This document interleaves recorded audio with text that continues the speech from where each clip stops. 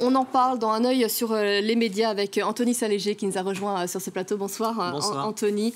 C'est vrai que les internautes évoquent beaucoup cette tournure au Chili. Ah oui, cette tournure violente dont se fait l'écho par exemple le dessinateur brésilien Latuf, avec un Sébastien Piñera face à une mare de sang, un président en guerre, peut-on voir en bulle, en référence évidemment au terme même employé par le président, pays en guerre, avant de se rétracter, lui qui dans cette illustration a revêtu les habits militaires, référence évidemment à Augusto Pinochet. Une violence qui n'a toutefois pas découragé les manifestants, puisqu'ils sont encore des dizaines de milliers à se rassembler dans plusieurs villes du pays, notamment à Santiago, la capitale, car c'est vrai que la hausse, pourtant suspendue du prix du titre de transport, n'est que la goutte qui a fait déborder le vase.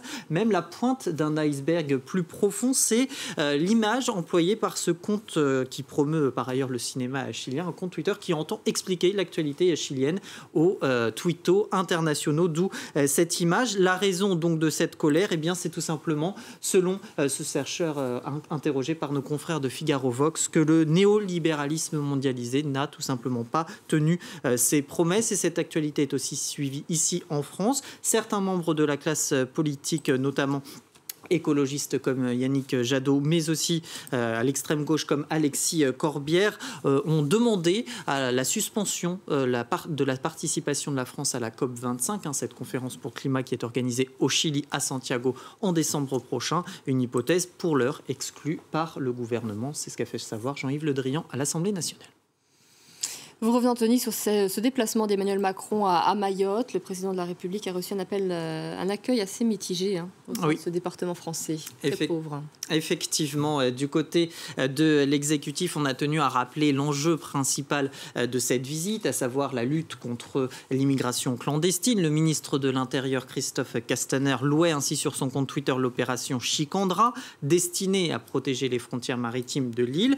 Mais d'une part, il faut savoir que les pompiers n'ont pas assuré la sécurité de l'avion du président lors de son atterrissage. C'est ce qu'ils ont fait. Ils l'avaient fait savoir il y a quelques jours, en soutien à leurs confrères de métropole victimes de certains gaz lacrymogènes et de balles de défense lors d'une manifestation du 15 octobre. C'est cette situation que rappelle avec humour et un non sans un certain humour noir le dessinateur Alex. Et puis d'autre part, sur les réseaux sociaux, les Mahorais, eux, entendent montrer leur réalité. Par exemple, une internaute dès hier, cette professeure publiait la vidéo d'une balayeuse de voirie, en soi rien d'exceptionnel, sauf que sa présence est un fait rare, ironise-t-elle, destinée selon elle à cacher la misère de l'île avant la venue du chef de l'État. Ce tweet a été relayé des milliers de fois et il a donné naissance à ce hashtag, ce que Macron ne verra pas à Mayotte, le but étant de dénoncer leur quotidien en montrant l'envers du décor, à savoir par exemple des écoles insalubres, comme en témoignent certaines de ces photos. Un coût de la vie élevé également, cet internaute qui critique par exemple le prix du carburant ou des denrées alimentaires de base.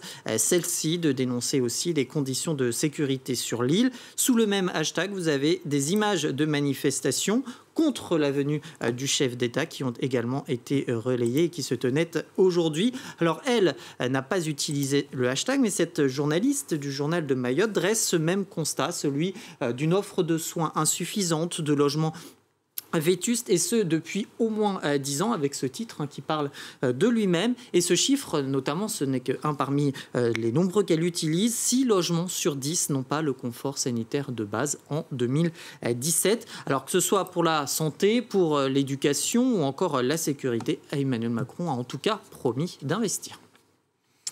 Vous nous parlez à présent du logo des Jeux Olympiques 2024 à peine dévoilé, et il fait converger énormément de critiques sur les réseaux sociaux. Oui, et ce logo, le voici. Il y a cette médaille d'or, c'est pour le côté inaltérable, cette flamme comme celle qui anime et qui rassemble, et puis le visage très stylisé, c'est vrai, d'une Marianne, allégorie de la République. L'emblème des Jeux Olympiques et Paralympiques de 2024, c'est une première, c'est la première fois que c'est le même logo. Certains regrettent tout bonnement celui de la candidature, la Tour Eiffel en forme de 24. ce choix qui est regretté aussi par celui-ci, pour qui l'olympisme est même dénaturé et pour qui aussi Marianne n'a pas sa place dans ce logo. La référence qu'il fait au salon de coiffure est revenue très très souvent sur les réseaux sociaux. Un salon de coiffure vintage, nous dit par exemple ce designer. Cet autre aussi c'est même prêté au jeu de la conception. Alors cette agence de communication déplore même un côté sexiste. Alors il faut tout de même préciser qu'elle était en concurrence pour les propositions